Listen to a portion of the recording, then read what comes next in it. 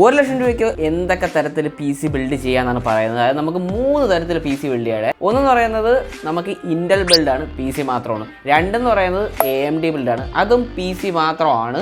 പിന്നെ മൂന്നാമത്തെ സാധനം എന്ന് പറയുന്നത് നമുക്കൊരു ഫുൾ പി സി സെറ്റപ്പാണ്, എല്ലാം കൂടെയൊക്കെ വാരിപ്പറക്കിയിട്ട് ബിൽഡ് ചെയ്യുന്നൊരു സംഭവമാണ്.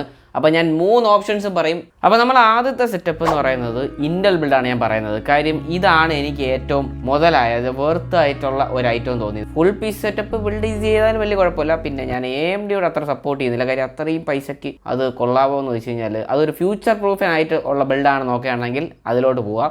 ഇൻ്റൽ ബിൽഡാണ്. ഇൻ്റൽ ബിൽഡ് നമ്മൾ ചൂസ് ചെയ്തിരിക്കുന്ന പ്രൊസസ്സർ എന്ന് പറയുന്നത് ഇൻ്റലിൻ്റെ 13 ജനറേഷൻ i5 13600KF ആണ്. അപ്പോൾ ഇതെന്ന് പറയുന്നത് ഒരു 14 കോർ 20 ത്രെഡൊക്കെ വരുന്ന ഒരു യമണ്ട ഐറ്റമാണ് ഈ പ്രൊസസ്സർ എന്ന് പറയുന്നത്. കാര്യം എന്ന് പറഞ്ഞാൽ ഹെവി സാധനമാണ്. അതായത് നമ്മളുടെ i9 10th ജനറേഷനേക്കാളും 10 മടങ്ങ്, അല്ലെങ്കിൽ i9 10th ജനറേഷനേക്കാളും ഒരു 2 മടങ്ങ്, അതെ ഒരു 2 മടങ്ങ് കിട്ടുന്ന സാധനമാണ്. അപ്പോൾ നിങ്ങൾക്ക് ഇത് അത്യാവശ്യം ഇരുന്ന് പഴുത്ത് തിളച്ച് മറിയാനുള്ള സാധ്യതകളൊക്കെ ഉള്ളത് കൊണ്ട് തന്നെ ഇതിൻ്റെ കൂടെ നമ്മൾ അഡീഷണൽ എയർ കൂളറാണ് ആഡ് ചെയ്യുന്നത്. പിന്നെ ഇതിൻ്റെ കൂടെ സ്റ്റോക്ക് കൂളർ വരാനുള്ള ചാൻസ് കുറവാണ്. അതുകൊണ്ട് ഇതിനകത്ത് എയർ കൂളർ, ഡീപ് കൂളിൻ്റെ ഒരു AK400 എന്ന് പറയുന്ന ഒരു എയർ കൂളർ ആഡ് ചെയ്യാം. അല്ലെങ്കിൽ നിങ്ങൾക്ക് ലിക്വിഡ് കൂളർ ആഡ് ചെയ്യണമെങ്കിൽ ആഡ് ചെയ്യാം, പക്ഷേ കുറച്ച് പൈസ അധികം ആവുന്നതായിരിക്കും. എയർ കൂളറാണ് കുറച്ചുകൂടെയൊക്കെ ഭേദം, പെട്ടെന്ന് കൂൾ ചെയ്യാനും ഡയറക്റ്റ് ടച്ച് ചെയ്യുന്ന സാധനം ആയതുകൊണ്ട് തന്നെ. അടുത്ത രണ്ടാമത്തെ നമ്മൾ ഇതിന് ചൂസ് ചെയ്തിരിക്കുന്ന മദർ ബോർഡ് എന്ന് പറയുന്നത് B760 MSIയുടെ പ്രോ വൈഫൈ DDR5 ആണ്. DDR4 ഒക്കെ ചത്ത് DDR5 ആണ്. അതായത് വലിയ വ്യത്യാസം വരുന്നില്ല, DDR4 ബിൽഡ് ചെയ്താലും DDR5 ബിൽഡ് ചെയ്താലും. അതുകൊണ്ട് ഇവിടെ DDR5 ബിൽഡാണ് ഞാൻ പറയുന്നത്. ഇപ്പോൾ ഈ മദർ ബോർഡിനകത്ത് 4 റാം സ്ലോട്ട് വരുന്നുണ്ട്, Gen 4ൻ്റെ സപ്പോർട്ട്, 2 M.2 NVMe സ്ലോട്ട് വരുന്നുണ്ട്, ബ്ലൂടൂത്ത് വൈഫൈ ഇൻബിൽഡ് വരുന്നുണ്ട്, DDR5 റാം ആണ് വരുന്നത്, RGB സപ്പോർട്ടും കാര്യങ്ങളൊക്കെ ഈ ഒരു മദർ ബോർഡിൽ വരുന്നുണ്ട്. അപ്പോൾ സത്യം പറഞ്ഞാൽ ഒരു നെക്സ്റ്റ് ജെൻ ലെവൽ രീതിയിലുള്ള മദർ ബോർഡാണ്. നമുക്ക് 6000 MHz സ്പീഡ് വരെ, റാമിൻ്റെ സ്പീഡ് വരെ സപ്പോർട്ട് ചെയ്യുന്ന മദർ ബോർഡാണ്. അടുത്ത റാം എന്ന് പറയുന്നത് DDR5ൻ്റെ XPG RGB വൈറ്റ് റാമാണ്. ഈ റാം എന്ന് പറയുമ്പോഴത്തേക്ക് നമുക്ക് 6000 MHz ആണ് ഈ റാമിൻ്റെ സ്പീഡ് വരുന്നത്. അപ്പോൾ അത്യാവശ്യം നല്ല കിടന്ന സാധനമാണ്. 6000 MHz സ്പീഡ്, മിനിമം 6000 MHz എടുക്കുന്നതാണ് നല്ലത്. 5200 അല്ലെങ്കിൽ 4800 എടുക്കുന്നേക്കാളും നല്ല 6000 MHz ആണ്. കാര്യം പ്രൈസ് ഇപ്പോൾ ഏകദേശമൊക്കെ ഒപ്പത്തിനൊപ്പമൊക്കെ തന്നെ, അപ്പോൾ അതിൽ വലിയ മാറ്റങ്ങളൊന്നും വരുന്നില്ല. അടുത്ത സ്റ്റോറേജ് നോക്കുകയാണെന്നുണ്ടെങ്കിൽ 1 TB എന്തായാലും മിനിമം വേണം. കാര്യം എല്ലാ കെട്ട് ഇതിനകത്ത് കുത്തി നിറയ്ക്കണമെന്നുണ്ടെങ്കിൽ 1 TB എങ്കിലും മിനിമം വേണം. 1 TBയുടെ Gen 4 M.2 NVMe ആണ്. ഇതിൻ്റെ റീഡ് ആൻഡ് റൈറ്റ് സ്പീഡ് നോക്കുകയാണെന്നുണ്ടെങ്കിൽ 5000 4200 5000 to 4200 സ്പീഡാണ് റീഡ് ആൻഡ് റൈറ്റ് സ്പീഡ് വരുന്നത്. അപ്പോൾ അത്യാവശ്യം നല്ല ഫാസ്റ്റ് ആയിട്ടുള്ള റീഡ് ആൻഡ് റൈറ്റ് സ്പീഡാണ്. ഗെയിമൊക്കെ ലോഡ് ആവാനും അതുപോലെ തന്നെ സ്റ്റോർ ചെയ്യാനും ഭയങ്കര ഫാസ്റ്റ് ആയിരിക്കും. പിന്നെ ഇതിൻ്റെ പ്രധാനമായിട്ട് നമ്മളുടെ എഞ്ചിൻ എന്ന് പറയുന്നത്, നമ്മൾ ഗെയിമൊക്കെ റൺ ചെയ്യാനുള്ള മെഗാ സാധനം എന്ന് പറയുന്നത് നമ്മളുടെ RTX 3060 Ti ഗ്രാഫിക്സ് കാർഡാണ്. അതായത് 8 GB ഗ്രാഫിക്സ് കാർഡാണ്. അപ്പോൾ 8 GB RTX 3060 Ti ഒക്കെ 1 lakh ബിൽഡിൽ മിനിമം വേണം എന്നുള്ളതാണ്. ഈ ഒരു ഗ്രാഫിക്സ് കാർഡ് നമ്മൾ വളരെയധികം കിടിലം പെർഫോമൻസും, അതായത് എഡിറ്റിങ്ങിന് 4K എഡിറ്റിങ്ങിന് സപ്പോർട്ടറാണ്. അതുപോലെ തന്നെ നമുക്ക് 4K ഗെയിമിങ്ങിനും ഈ ഒരു ഗ്രാഫിക്സ് കാർഡ് സപ്പോർട്ടാണ്. പിന്നെ നിങ്ങൾക്ക് എഡിറ്റിംഗ് വലിയ പ്രാധാന്യമില്ല, ഗെയിമിംഗ് ആണ് കുറച്ചുകൂടെ പ്രാധാന്യം എന്നുണ്ടെങ്കിൽ നിങ്ങൾക്ക് RX 6700 ഗ്രാഫിക്സ് കാർഡ് സീരീസിലോട്ട് പോകാവുന്നതാണ്.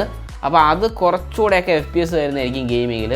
അപ്പോൾ ആ സീരീസ് ഗ്രാഫിക്സ് കാർഡ് എടുക്കണമെങ്കിൽ എടുക്കാം. പക്ഷേ എഡിറ്റിങ്ങിന് NVIDIA കുറച്ചുകൂടെയൊക്കെ ഭേദം.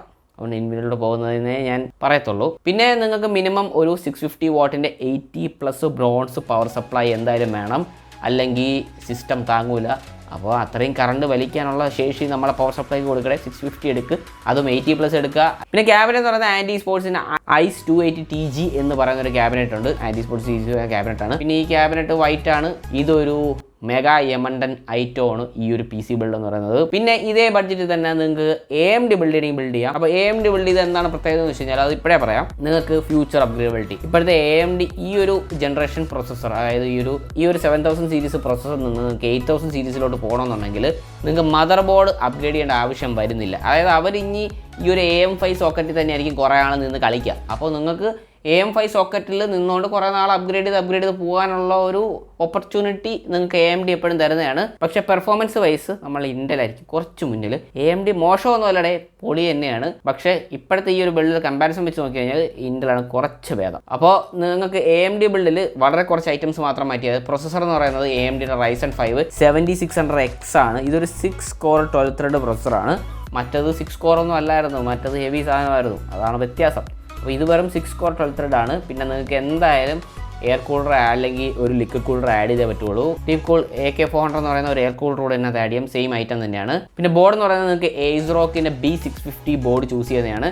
ഇതിനകത്ത് 4 RAM സ്ലോട്ട് വരുന്നുണ്ട്. പക്ഷേ ഇതിനകത്ത് വൈഫൈയും കാര്യങ്ങളൊന്നും വരുന്നില്ല. അപ്പോൾ വൈഫൈക്ക് വേണമെങ്കിൽ നിങ്ങൾക്ക് വൈഫൈ കാർഡ് യൂസ് ചെയ്യാവുന്നതാണ്. പിന്നെ നിങ്ങൾക്ക് Gen 4ൻ്റെ ഒരു M.NB സ്ലോട്ടും കാര്യങ്ങളൊക്കെ വരുന്നുണ്ട്. അപ്പോൾ വളരെ മിനിമലായിട്ടുള്ള കാര്യങ്ങളാണ് ഈ ഒരു മദർ ബോർഡിൽ വരുന്നത്. പക്ഷേ അപ്ഗ്രേഡബിലിറ്റി ഓപ്ഷൻ ഒരു ഭാവി ഇതായിട്ട് നോക്കുമ്പോഴത്തേക്കും AMD കുറച്ച് ഭേദമാണ്. റാം സെയിം തന്നെയാണ്, ബാക്കി എല്ലാ പാർട്സും സെയിം തന്നെയാണ്, ഗ്രാഫിക്സ് കാർഡും എല്ലാം സെയിം തന്നെയാണ്, യാതൊരു വ്യത്യാസവുമില്ല.